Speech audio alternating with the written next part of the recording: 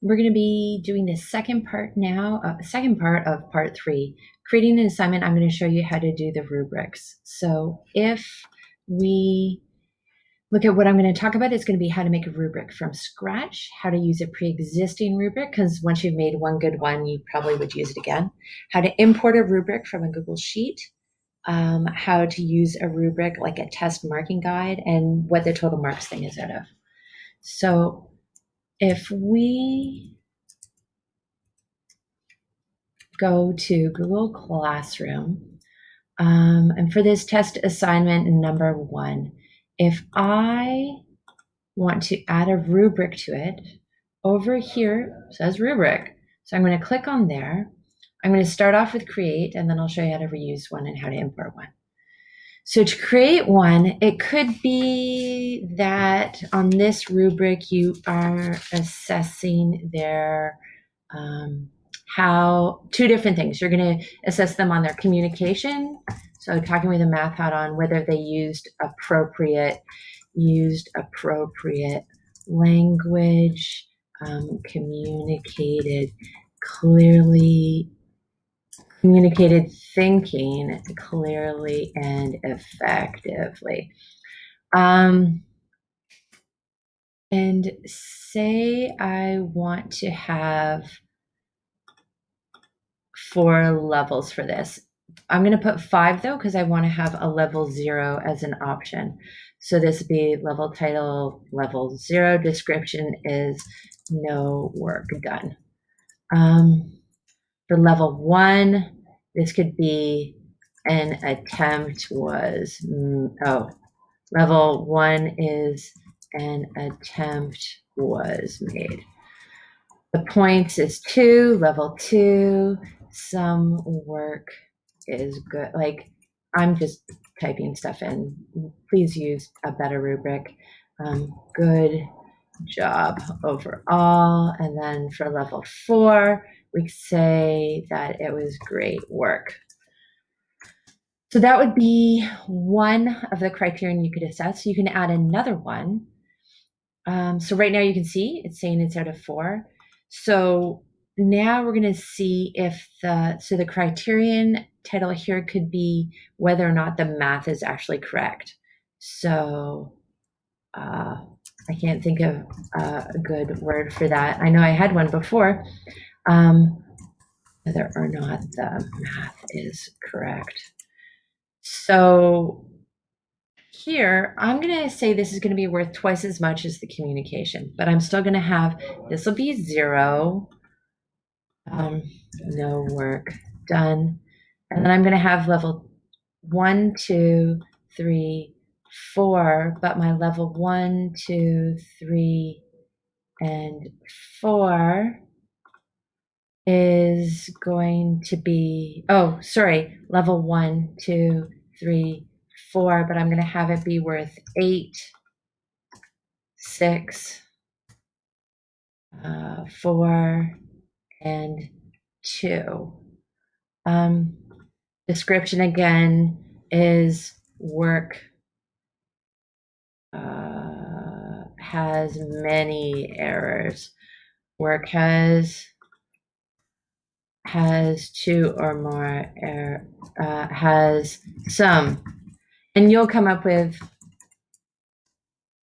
work is good but has a mistake, and then perfect.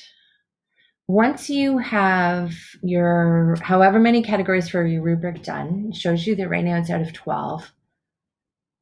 I've saved the rubric, but overall, even though it's out of 12, because I've said the points are going to be out of 100, it'll figure out what percent it is at the end. So I use this a fair bit because then I copied that percent into my mark book. But if you want it to be the same as what your rubric was, you just can change it there to have it be out of 12. And you can schedule that to go and it will be saved. I'm going to later in the 4th one, I'll show you how to mark stuff, but we're done creating one from scratch. So now we have a rubric. If I was going to make a new assignment, testing again, blah, blah, blah. If I want, I give it a title, instructions, blah, blah, blah. If I go here, I can now reuse a rubric.